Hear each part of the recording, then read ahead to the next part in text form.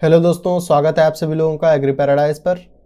आज से आप सभी लोगों के लिए एक नया सब्जेक्ट शुरू होने जा रहा है, एग्रीकल्चर इकोनॉमिक्स। जो इकोनॉमिक्स क्षेत्र से हैं तो वो लोग भी इस वीडियो को देख सकते हैं, क्योंकि इसमें इंट्रोडक्शन के बारे में बात की गई है इकोनॉमिक्स के। तो एक इकोनॉमिस्ट थे, उन्होंने बताया था जे.एम. कीन्स नाम के। उन्होंने बताया कि जे.एम. कीन्स नाम का था, जे.एम. कीन्स, ठीक है। उन्होंने बताया कि अर्थशास्त्र ने अपने परिचय, जो उसका ये परिचय है, परिचय में सबसे पहले क्या आता है, उसकी डेफिनेशन आती है। अर्थशास्त्र ने परिभाषाओं में अपना गला घोट लिया। देखिए, ऐसा क्यों कहा गया? ऐसा इसलिए कहा गया कि अर्थशास्त्र की जो भी डेफिनेशंस थी, कोई परफेक्ट डेफिनेशंस बन नहीं पाई। एडम स्मिथ ने दी, मार्शल ने दी, रॉबिन्स ने दी, सबकी डेफिनेशंस जो थी वो अलग अलग रहीं। अलग अलग का क्या मतलब यहाँ पर रहा? किसी ने कहा है धन का विज्ञान है, फिर उसके बाद में कुछ संशोधन हुआ। संशोधन क्या हुआ कि अर्थशास्त्र का जो क्षेत्र है वो धन से संबंधित तो है नहीं। जब धन नहीं था तब भी तो अर्थशास्त्र चलती थी। इसी प्रकार से देखा गया कि अर्थशास्त्र जो है वह धन का विज्ञान है। उसमें मानव संसाधन भी आता है, ह्यूमन रिसोर्स भी आते हैं। अभी एक नए इकोनॉमिक्स के बारे में बात की गई है, ह्यूमन रिसोर्स इकोनॉमिक्स, जिसका मॉडल अभी भारत सरकार के पास है, लेकिन अभी पूरी तरीके से उसको भारत सरकार ने एक्सेप्ट नहीं किया है। जिन्होंने ह्यूमन रिसोर्स इकोनॉमिक्स के बारे में बात की है वो कह रहे हैं कि 2022 तक या 2024 तक, शायद ऐसा ही कुछ दिया है, 22 हो या 24 हो, मुझको कंफर्म नहीं है अभी, कि $15 ट्रिलियन की इकोनॉमी बन सकती है इंडिया की। उस पर भारत सरकार ने अभी उनकी जो फाइल थी वो पढ़ रही है, बातें भी कर रही है उनसे। अगर ऐसा कुछ हो जाता है तब तो भारत के लिए बहुत अच्छा है। वैसे लक्ष्य है $5 ट्रिलियन का। अगर $15 ट्रिलियन हो जाएगी तो जापान से भी ज़्यादा हो जाएगी। तो चलिए, फालतू की बातों को छोड़ करके चलिए शुरू करते हैं। इकोनॉमिक्स का परिचय क्या है, इकोनॉमिक्स होता क्या है, उसकी डेफिनेशंस के बारे में थोड़ा सा देखेंगे। सबसे पहले अब हम लोग देख लेते हैं इकोनॉमिक्स होता क्या है। इकोनॉमिक्स क्या होता है उसके बारे में हम लोग देखेंगे। देखिए, अगर आप लोग डेफिनेशन पढ़ेंगे, किसी ने कहा है अर्थशास्त्र धन का विज्ञान है। क्या ऐसा आप सभी लोगों को लगता है कि केवल अर्थशास्त्र जो है वो धन का विज्ञान ही होगा? आप थोड़ा अपने आप सोच करके देख सकते हैं, क्या अर्थशास्त्र धन का ही विज्ञान होगा? जब मुद्रा नहीं थी, धन से क्या मतलब है? मुद्रा, धन क्या होती है? मान लीजिए हमारे यहाँ रुपया चलता है। जब मुद्रा नहीं थी तब अर्थशास्त्र नहीं थी, तब भी तो अर्थशास्त्र थी। तो इसकी एक डेफिनेशन आप सभी लोग ये लिख सकते हैं कि जहाँ पर अच्छी तरीके से किसी चीज़ का उत्पादन हो और उसका वितरण हो, ठीक है, उसको क्या कहते हैं? इकोनॉमिक्स बोलते हैं। उत्पादन और वितरण आप लोगों को थोड़ा सा टफ लग रहा होगा, लेकिन ऐसा कुछ नहीं है। मैं थोड़ा समझाने की ज़्यादा कोशिश कर रहा हूँ, इसलिए आप सभी को लोगों को लग सकता है, लेकिन पूरी बात आप लोग एंड तक बने रहिए वीडियो के साथ, पूरी बात मैं क्लियर करके जाऊँगा, ठीक है। तो जो उसका उत्पादन है, उत्पादन और क्या है, और वितरण। वितरण आप सभी लोग समझ गए होंगे। उत्पादन और वितरण की बात की गई है। देखिए, किसी चीज़ का जब हम उत्पादन करेंगे, किसी भी चीज़ का हम उत्पादन करेंगे तो उसके लिए क्या ज़रूरत पड़ेगी? हमें वितरण तो करना पड़ेगा। अगर आप एग्रीकल्चर में गेहूं की फसल उगाते हैं, ठीक है, गेहूं की फसल आप लोग उगा रहे हैं, अगर आप उसका वितरण नहीं करेंगे, वितरण मतलब डिस्ट्रीब्यूशन नहीं करेंगे, आप मंडी में नहीं लेकर के जाएंगे, तो उस गेहूं को क्या आप सड़ाने के लिए पैदा किए थे? क्या आपने इतना मेहनत की वो सड़ाने के लिए की है? इसीलिए तो की है कि सब तक भोजन पहुँचे, सब लोगों तक गेहूं के जो बीज है या तो गेहूं का जो आटा बनेगा वो सब लोगों तक पहुंच जाए। आपके पास अच्छा बीज है तो आपने किसानों को पास पहुंचाना है। आपके पास अच्छा खाने के लिए गेहूं है तो आप लोगों को शहर में जिनके पास खेती नहीं है या गांव में जिनके पास खेती नहीं है उनके पास पहुंचाना है। तो इसका क्या करना है? वितरण। वितरण बहुत ज़रूरी है। अगर वितरण नहीं होगा तो हर चीज़ क्या हो जाएगी? खराब हो जाएगी, आपके घर में ही रखे रखे डिकम्पोज हो जाएगी। समझ रहे हैं बात को?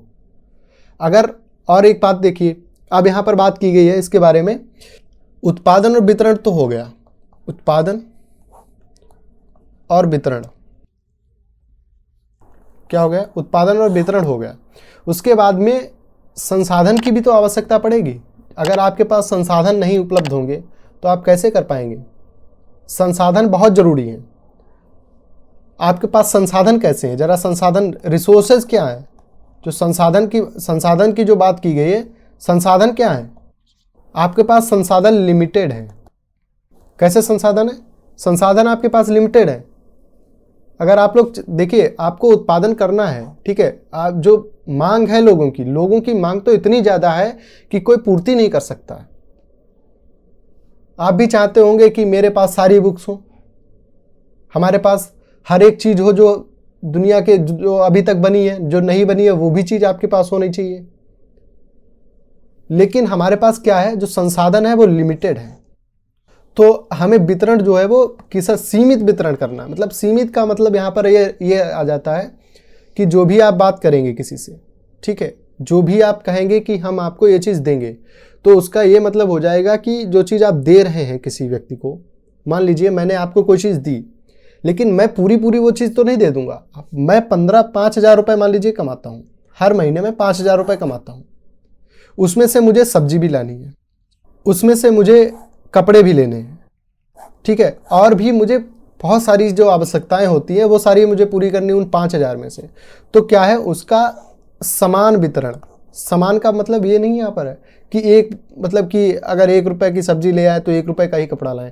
समान वितरण का मतलब है कि वितरण जो हो वो सही प्रकार से हो, सही तरीके से किया गया हो, ऐसी बात इसमें की गई है।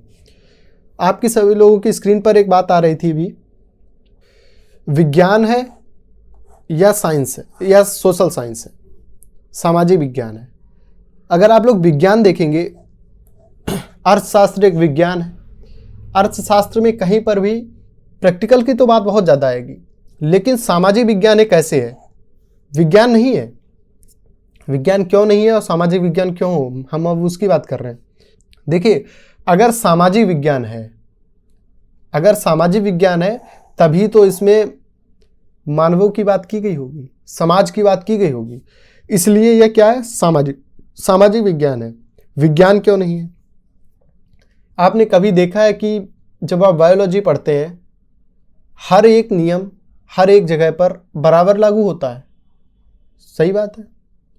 आपने फिजिक्स पढ़ा, E = mc² पढ़ा, तो उसमें देखा होगा कि बराबर है हर चीज़। आप जहाँ है, आप अमेरिका में बैठ के E = mc² लगाएं, वहाँ पर भी बराबर होगा, इंडिया में लगाएं तब भी बराबर होगा।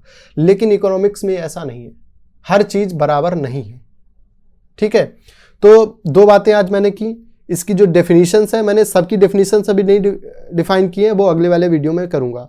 अभी जो मैंने पहले वाली डेफिनेशन कही थी उसके बारे में आप सभी लोग अगर चाहें तो नोट कर लीजिए अपनी कॉपी पेन पे। अर्थशास्त्र वह विषय है जिसमें वस्तुओं और सेवाओं का उत्पादन और वितरण किया जाता है। क्या किया जाता है? इसमें वस्तुओं का हम लोग किसका करेंगे, वितरण किसका करेंगे, उत्पादन हम लोग किसका करेंगे। उत्पादन, देखिए, उत्पादन हम किसका करेंगे, या तो वस्तुओं को करेंगे या तो सेवाओं का करेंगे। जैसे कि आपके यहाँ अमेजोन वाला आता है, वो भी तो सेवा ही कर रहा है, ठीक है, तो वो वहाँ पर हो जाएगा, सेवा का हो जाएगा। वितरण का हो जाएगा, डिस्ट्रीब्यूशन भी तो कर रहा है, तो वितरण का हो जाएगा। तो इसी प्रकार आप सभी लोगों को आज 2 बातें क्लियर हुई होंगी कि अर्थशास्त्र की सही डेफिनेशन, अगर सही तो डेफिनेशन अभी तक है ही नहीं, ठीक है, संशोधित, पूर्णतः संशोधित नहीं है, संशोधित डेफिनेशन आप बोल सकते हैं। J.M. केन्स ने कहा है कि अर्थशास्त्र ने अपना गला घोट लिया है, परिभाषाओं में अपना गला घोट लिया। तो वो बात आप सभी लोग याद रख सकते हैं, ये बात भी आप लोग लिख सकते हैं अपने पेपर में। तो अभी देखिए, अर्थशास्त्र वह विषय है जिसमें वस्तुओं और सेवाओं का उत्पादन और वितरण किया जाता है। बस आप सभी लोग 4 चीजें इसमें याद रखिएगा, वस्तुओं और सेवाओं का उत्पादन और वितरण, ठीक है। और अर्थशास्त्र क्या है? विज्ञान है या सामाजिक विज्ञान है? सामाजिक विज्ञान है, क्योंकि इसमें मानव कल्याण की बात की गई है। किसकी बात की गई? मानव कल्याण की बात की गई है। आप सभी लोगों के लिए जो अगला वीडियो आने वाला है उसमें हम सारी बात करेंगे किसने कौन सी परिभाषाएं दी हैं। तो इस वीडियो को हम यहीं तक रखते हैं। धन्यवाद दोस्तों।